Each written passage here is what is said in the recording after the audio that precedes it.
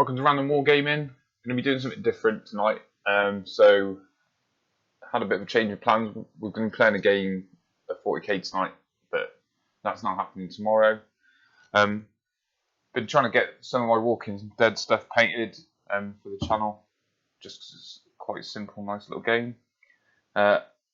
Just a shout out to Sonaj X Sonaj. I'm not if I'm saying that right. There was a comment from them about a month ago saying still on the fence about getting this game on eBay. Battle reports and painting videos would help. I think that was in response to the core set unboxing, prelude to Woodbury unboxing video that I did. So I have been putting some videos of the games up for that. One has come out. I'm going to put in the second game, which I've already recorded up this weekend. But I thought I would just do a video.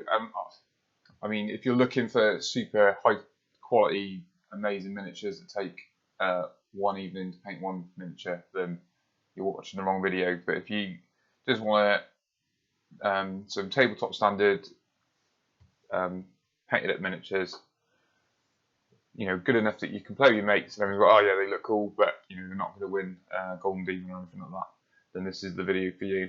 So I'm going to show you, these are the zombies from the Prelude to Woodbury set that I've already painted, and I'm just going to be painting up the zombies now from the core set. Mostly going to be using the GW paints because that's what I've got, is a stockpile of GW paints. But to be fair, you could use any paints. I think they might even do little paint sets for it. In terms of stuff you need, then literally just some water to clean your brush, obviously some paints, try and go for a few varied colours, and you're going to need some base materials if you want to do that after, and some spray paint or airbrush just to undercoat them. So I've already undercoated them, so what I do is spray them black and then go over with some white, just to sort of create a few bits of shadow and stuff. You get a better result with an airbrush. It's a lot more accurate with an airbrush, but it's 10 times quicker just to quickly blast them with a rattle can. So that's what I've done. So you can see that, you know, you're not looking for perfection. Just the main areas you're trying to get with the white, I think, are the skin areas, so like the arms, the heads and stuff, which you'll see why later when we come to do the skin. So yeah, let's get going. So I think we're going to start with this one. I'll hold it in front of the camera so you can see him. I don't know why, I quite like this one. So he's got like an area of his guts exposed there. His ribs and stuff showing. He's got a cool trucker hat, what I imagine some strange utility jacket, and just some jeans and boots. So it should be quite a simple one to paint. You can be flexible with the colours, you don't have to copy the colours exactly. I say it's up to you what colours you use, really. Personal preference. So I've just literally grabbed a bunch of random colours so I can mix them up. So obviously there's quite a few of them, so we're going to be mixing them up. So first colour then, I'm going to start with Mordian Blue, just because it's a nice blue colour, just for his jeans. So literally not that massively bothered, just going to wash it on and get that painted up. I will fast forward sections of the video to save you watching me paint one colour for half an hour. But yeah.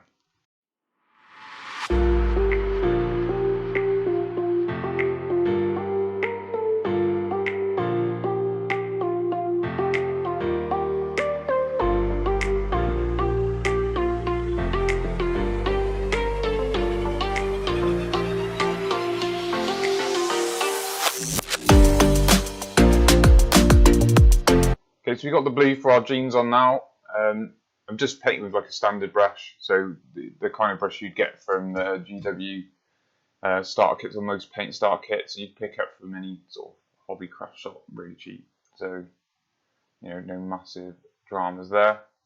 The only thing I would say is where the little holes are, where there's rips and stuff. Don't worry too much if you get painting them. Try not to if you can, because it'll make it a bit easier later. But no real dramas there. Okay, so on to the next colour, and I think we're going to go for orange for his jacket, so we'll start doing that.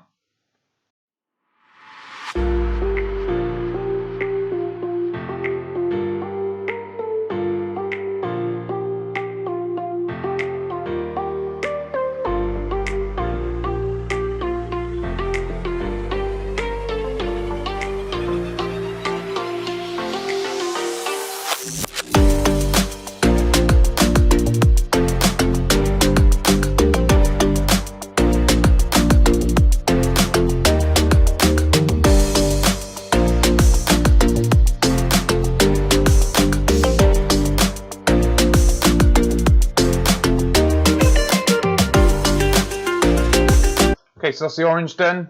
Don't worry that it looks a bit blotchy, because we're not really bothered about that. Once you'll see what I mean once we start doing the wash at the end.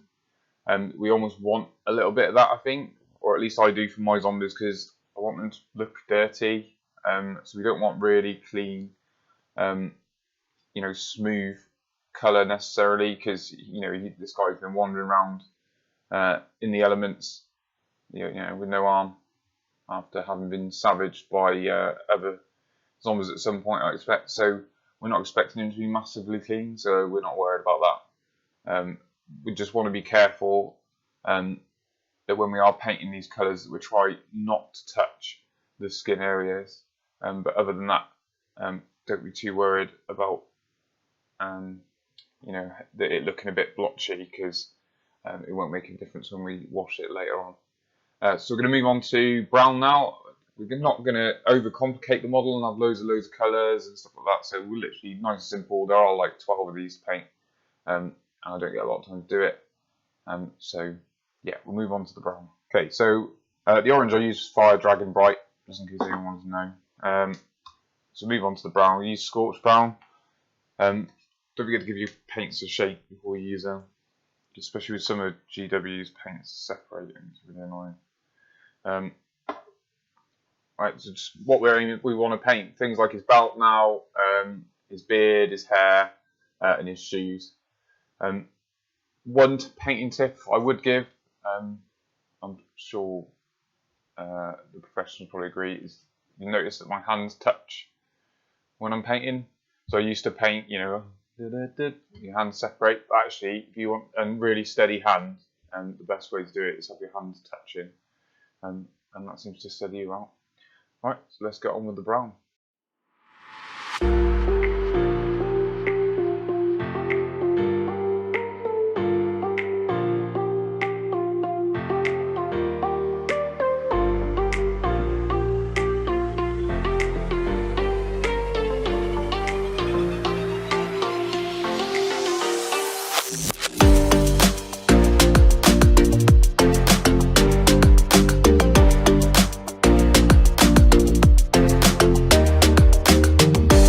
Okay, so we've got our brown on now.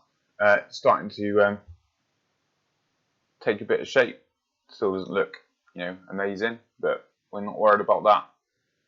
Not at this point anyway. So yeah, we're going to move on, paint his hat. And there isn't, like things like his belt buckle and stuff that we can come back to later. We'll just give the brown a bit of a chance to dry. So we'll just paint his hat in the meantime, and then we'll get on. Paint his belt buckle, and then we'll be ready for wash, and it'll nearly be done. We're going to go with Astronomican Grey for the hat. I don't know why, but just going to mix some colours up. I think the main thing I'm going for really is just we want a bit of contrast in different colours between the zombies. We don't want the zombies to be all the same colours. We want some variety in colour, so that when they're coming down the road in their horde, they look individual. They've got their own unique character, rather than looking all exactly the same, or wearing exactly the same colour clothes, like they'd all been to some weird fashion thing together. So it's grey hat. Quickly whack on a bit of silver for the belt. Lead Belcher. Yeah, I mean chainmail's a really nice silver in the. I don't know if it's still called chainmail now, but in the Warhammer paint range, this stuff's got like a bit of a glittery bit to it. Yeah, just gently paint around there,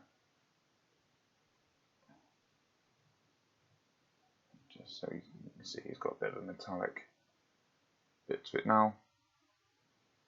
Lovely job. Okay, so just want to give it. So some of the areas are still, you can see, is still a bit damp, like on the blue stuff. So I'm just gonna give it, and obviously the grey just done. So I'm gonna give that a bit of time to dry before we move on to the wash stage. Probably just because I'm painting this one for the camera, I'm just gonna go and paint the base black. Whilst you wait ready for the basing bit later. You don't have to paint black, paint whatever colour you like, but I quite like just having like a black edge around the outside of my bases. You know, which for my 40k stuff, I've got like a red Mars sand on them. I just think that the black sort of helps it pop out a little bit, and it just looks a bit nicer than, you know, painting the whole base red. I'm sure people are screaming at I'm using the wrong type of brush or something, but I literally keep a pot. I don't throw away, unless my old brushes are like completely knackered. I don't throw away my old brushes, so I just keep the ones where they, you know, they start to split and go a bit funny. I just keep them for stuff like this. Just so I can I don't have to care about the brush. I can literally abuse it, and, you know, rattle these little jobs out. I might take a couple of coats of the black. That's fine. Better to get one down early. And then you can come back over it and touch it up later on when you come to base it. Okay, so we're ready for the next bit. The black's still drying a bit on the base, but it's not going to affect this. And obviously you're not going to just be sat around waiting for the paint to dry, and whilst you're waiting, you're going to go on to the next one. So I've just quickly washed this one out. So it's literally just going to be a white dress, blonde hair, a little bit grey on the sandal, and then she'll be, once she's dry, she'll be ready for this next bit as well. So this is kind of the important bit, I think. Inks make a massive difference to painting models really quickly and easy and getting them looking to a tabletop standard. So we've got our Agrax Earthshade. I love inks, and again you can apply this with an airbrush or a brush. Get my tactile brush, and then I'm literally just going to apply the ink, and you'll see, you know, all those bits where it was a bit patchy. You know, the ink sits in there and just makes it look all dirty. And but what I like the Agrax Earthshade is it's kind of got not I can get it because a sort of rotten tone to the colour, and it sits with all the other earthy colours. It's one of those inks you can literally just use on anything, and it give it that dirty sort of worn look, and just brings out the detail. So I'm a massive fan of this for my zombies. Again, it like adds that little bit of a sort of rusty, more worn metallic. Brings out the, you know, the creases and stuff in the jeans. Just gets into all the detail. Just makes it look 100 times better. And that's literally just by washing over it with a brush. It's awesome stuff. Yeah.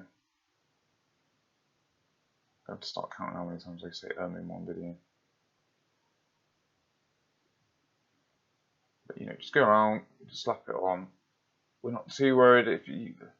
Some people don't like over inking it and getting like big patches of pools of ink. But you know, you can go, if you think it looks a bit too deep, a bit too heavy, you can just go back in with the brush to sort of pick it up and then reapply it somewhere else. So it's not a huge deal. And then just make sure you haven't missed anywhere. You don't want any like really bright white sort of bits coming through. But you know, there he is, looking all dirty and zombie-ish. And then once the ink's dry, we can start adding the blood and sort of the gory effects just to finish them off, and then it'll just be a case of basing it. Okay, so let him dry for a minute, and let the ink dry. Probably it's a bit blurry. You get the idea. Okay, so just going to put some blood on now. So really look at the models; they're really nicely sculpted. If you look at them, there's like certain areas. Obviously, he's had his inside chewed up there. So you put some blood on there. He's going to have blood where he's lost his arm. Things like the little holes on there. You know, patches where the skin are broken and the clothes are broken. Literally just going to dab some red on there and make it look a bit more gory. For that, I'm going to be using corn red, the best red. Just look a bit of a darker red colour. I mean, it's kind of up to you how much you put on there. What I try and do is just, if we just like dab it on, and then what I'll do is I'll go over it with a red wash and make it a bit more splashed out. Once it's dry a little bit, and just, you know, little sort of dabs in places where you think, you know, he might have been bitten or injured, or he's just a bit, you know, a bit broken. So stick a bit on his face, you know, just little bits of red just to bring it out a little bit. I'll put some on his leg. Yeah, we've been shot. There's little bullet holes. Okay, we'll let that dry, and then we'll just put a little bit of red wash just to finish him off. Okay, so I'm going to use, got bloodletter glaze on here, but you could use like Carroburg Crimson, you know, just generic red ink. And just, yeah, just splash a little bit on, just add a slightly different tone of red. And a little bit of splash around it.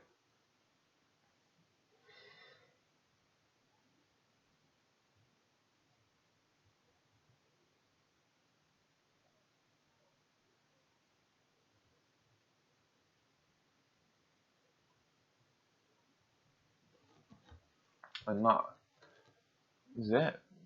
Just literally base him next. I'm not going to bother explaining that in the video. I'm sure you can, PVA glue, some sand. I'm using just some generic black sand that I bought off eBay. Some flock, so a bit glue. Obviously do your sand first, glue it, then once the sand bit's dry, you just dab some more bits of glue on, dip it in the flock, give it a blow off, and that'll be what you end up with as your final base with your zombie. Okay then guys, I hope you enjoyed the video. Here's the finished article. So this is all the zombies I've got for The Walking Dead so far. All ready for the table now. As I say, just a quick bit of sand and some flock on top. Using a variety of different colours to try and sort of make them all look a bit different. Nothing major, but I think they look pretty good, and they're certainly worthy of the table. So I'll look forward to getting some videos in with these walkers, trying to eat Rick Grimes and the rest of the other survivors from the core set. I hope you enjoyed the video. Don't forget to like and subscribe. If you want any more videos of specific things, do leave a comment below, and I'll do my best to get that done for you. Thanks for watching.